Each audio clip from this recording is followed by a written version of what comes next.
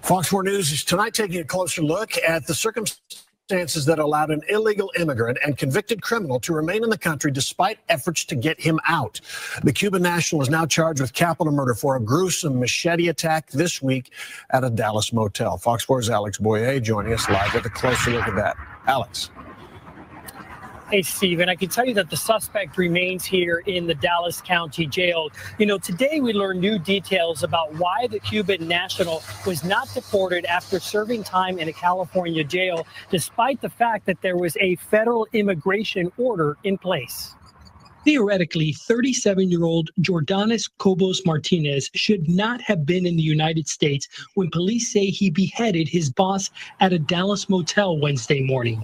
The already once convicted Cuban national had been on an immigration detainer when he was released from a California jail on January 13th of this year after serving time for carjacking a woman in South Lake Tahoe while he was naked. But under the Biden administration, who was still in power at the time, he was released due to Cuba not wanting him back. A country has to actually have a formal agreement with the United States or an informal agreement, either way, saying that they'll receive their deportees back. We asked attorney Eric Cedillo to help explain what happened, especially because during his second term, President Trump has ordered deportations to a range of third-party countries, from El Salvador to South Sudan and Rwanda, all willing to take them. It's probably true to suggest that, that if this had happened more recently, he probably would be sent to a third country as opposed to being released.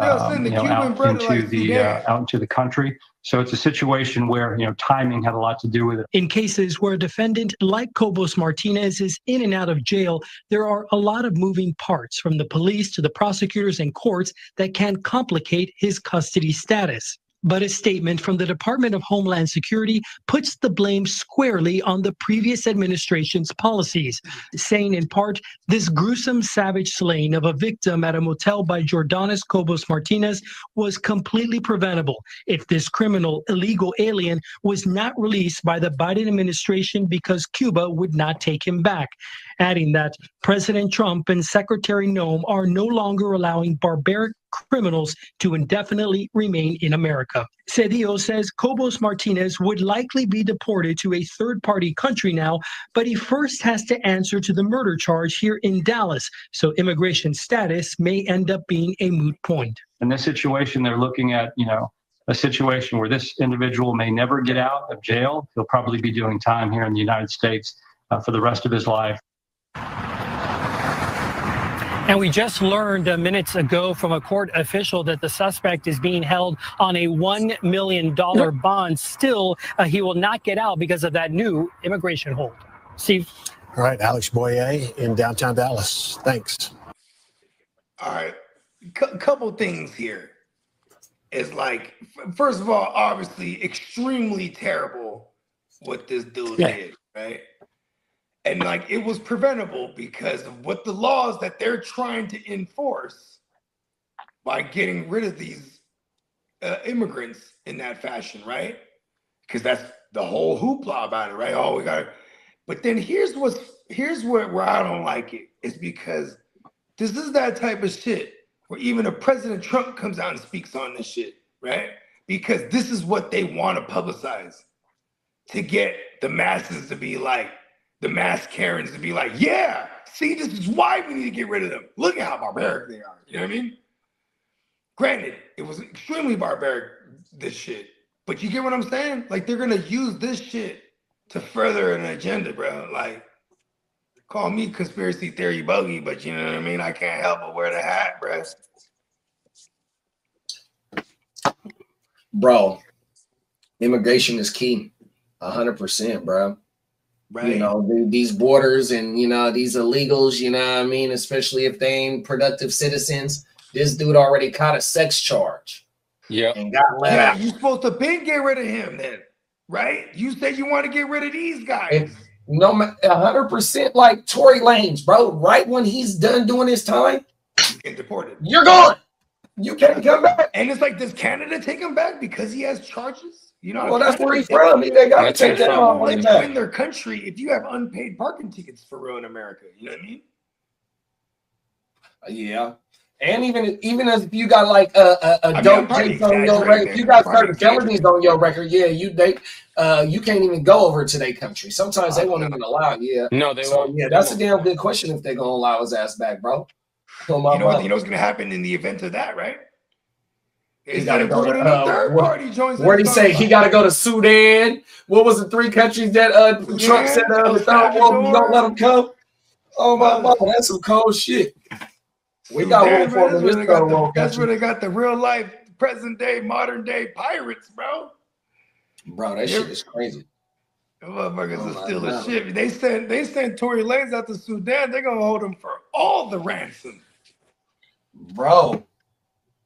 That motherfucker said if they home country don't want them, we gonna send their ass over there. Fuck that. Then he says, here's how to a third world. To a third world, bro. They mama, your third world don't want you. We got another third world that say you can come right now.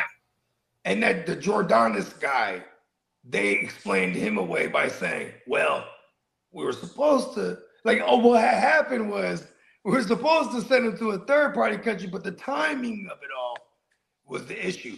What the fuck? They always explain it away conveniently, bro. Because this guy went on to go do some fuck shit, man. You know what I mean? And you know what I mean? But they're not gonna say the blood's on their hands.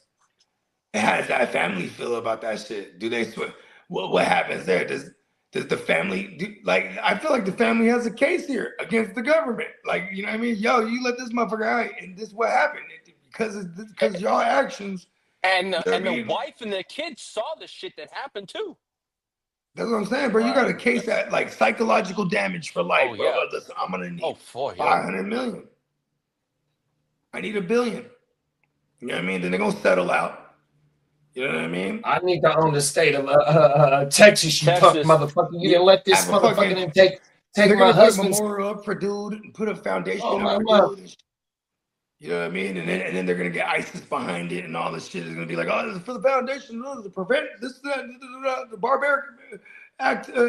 barbaric nature of these immigrants, and blah, blah, blah. You know what I mean? They're gonna use this shit, bro. They are. You know what I mean? This shit is crazy. They always use shit like that to further the agenda. 100%. Like I was. Hey, listen, what Brett did was shitty for sure. Mm-hmm.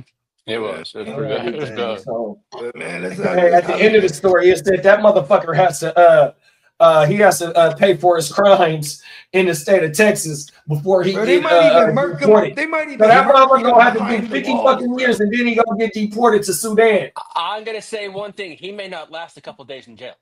He'd be dead. And also, here's the thing, though, too, is he's it's murder. That's capital murder too, right? Yeah. Does Dallas still do, or does Texas still do? They still do capital punishment, yes. Yeah, okay. The death penalty, that's what I was going to say, yeah.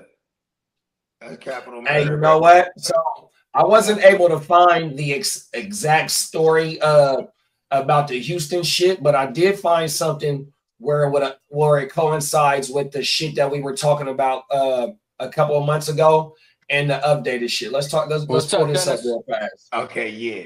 Ginger Ninjas in the house. What up, What's up, Minnesota Dan? My bad, bro. I'm over here on the YouTube shit. I mean, that's all right. That's why I called it out. So good looking, Lee. Here we go, here, y'all. In less than a week, a third body was found in a bayou here in Houston.